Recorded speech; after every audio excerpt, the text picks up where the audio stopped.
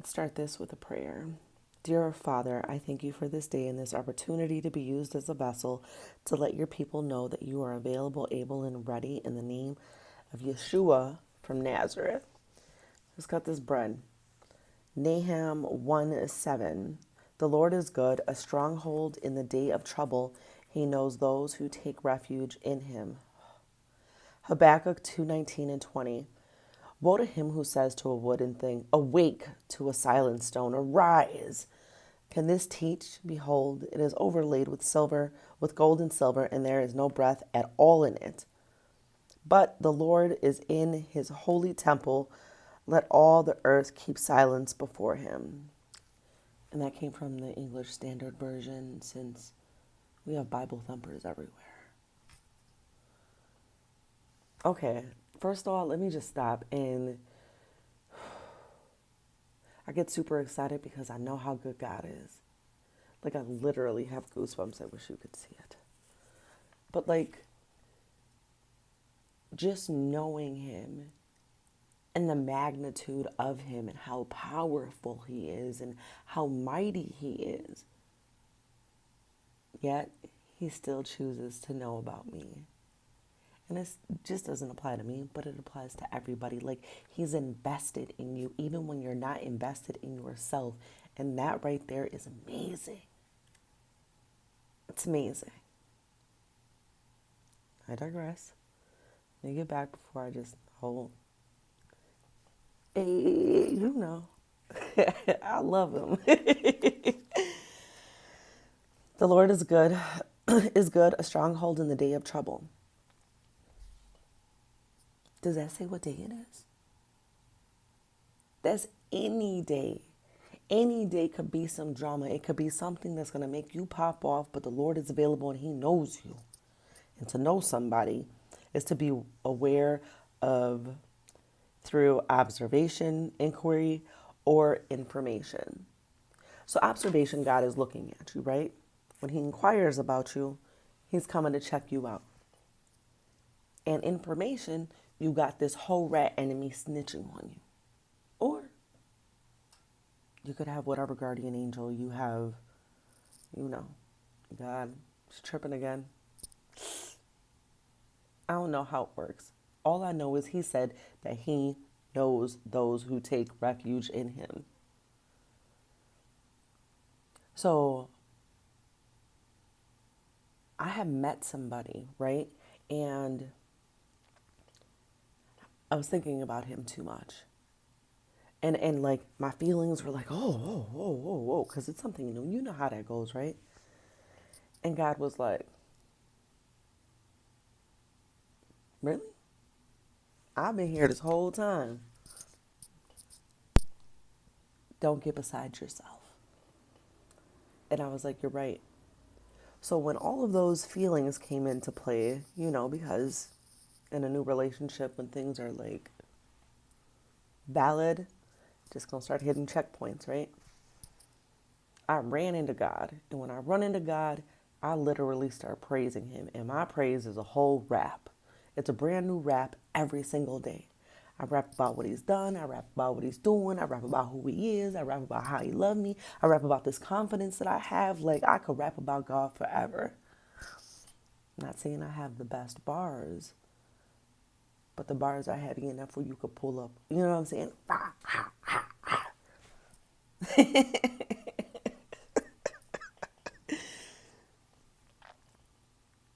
But that's my place to take refuge in him.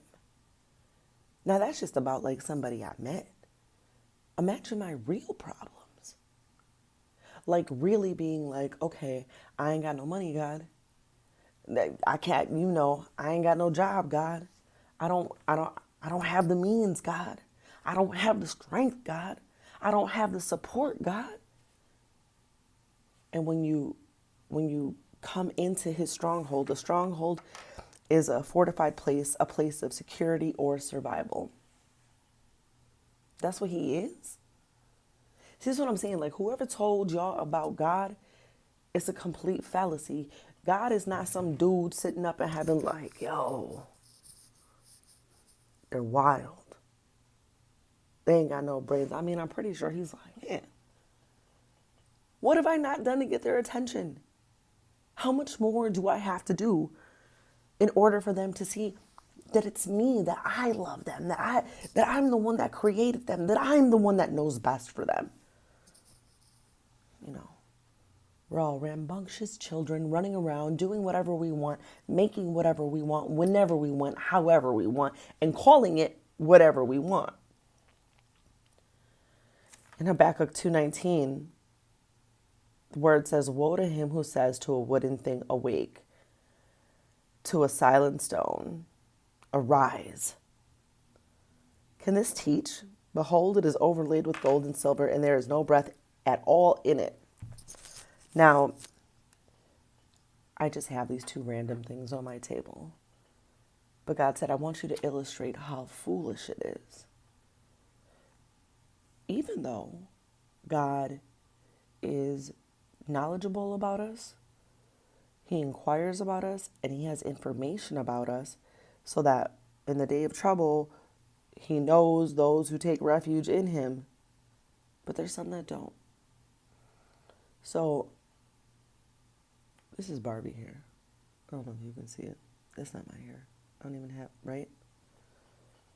If there is this little thing, and I got some medicated foot rub, do you know how, not foot rub, chest rub. Do you know how foolish it is to be like, I need you, best comb, pick, weapon ever to come through and straighten out all of the crooked places. And then we'll say a little chant. Nam yo ho renge kyo, this is stupid. I know. Whatever, right? That looks foolish. This can't talk back. This ain't got no breath in it. This ain't got no life in it. So he also was like, take the little medicated chest rub. And be like, yo, everything is heavy on my chest, medicated chest rub. I know you got those medicinal purposes to come through and help me. I worship you. I worship you, and I ask you, because you got that power, bring all that stuff off my chest. And God being like, how? Like, how do they think this is okay? To put their faith and their trust in something that can't do anything. And I am the I am. I am the Alpha and the Omega. I am the absolute supreme being. Why would you not come to me? You don't think that breaks his heart to see people like in this state of confusion and delusion? I can make anything I want an idol. I gotta put my glasses on for this one. But in Isaiah 42, and this is probably like 8, he goes, I am the Lord, that is my name. My glory I will not give to another, nor my praise to carved images. If you carve this in your mind, right? This pick is going to do amazing things for me. I'm going to set it up. I'm going to blah, blah, blah, blah. It's stuck with somebody else's stuff. How's God ever going to come through when it's stuck with somebody else's stuff? Like what you can see. That's not even my hair. That's Barbie's hair. Barbie ain't even real. She ain't even real. Dang, come on, God, don't do this. Being a whole fake woman. Because of the things that you choose to put before God, not knowing that in the day of trouble, he's there. To be that stronghold, to keep you in place and let you know that the security and survival is contingent upon him. God don't want to see his people making idols. And these are just two stupid things. But when you make your job your idol, you make your crew your idol, you make your clothes, your car, your reputation your idol. What do you think God's gonna do? Listen, I know I get a little heated about this, but I know what he's done for me. So I know how he feels and when he's like, put some respect on my name. I am the Lord. That is my name, not anything else. And now, however we feel, if I feel like I want to be this or I want to do this, it's okay. Not everything ain't right. Feelings always ain't right. Them facts always gotta topple the feelings. Always. This is God.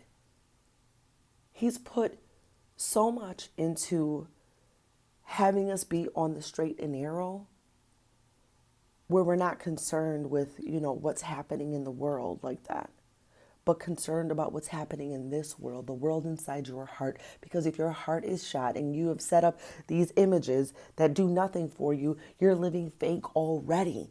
But no, don't nobody want to talk about people being fake. I am what I am. I am who I am because of I am, and he called me.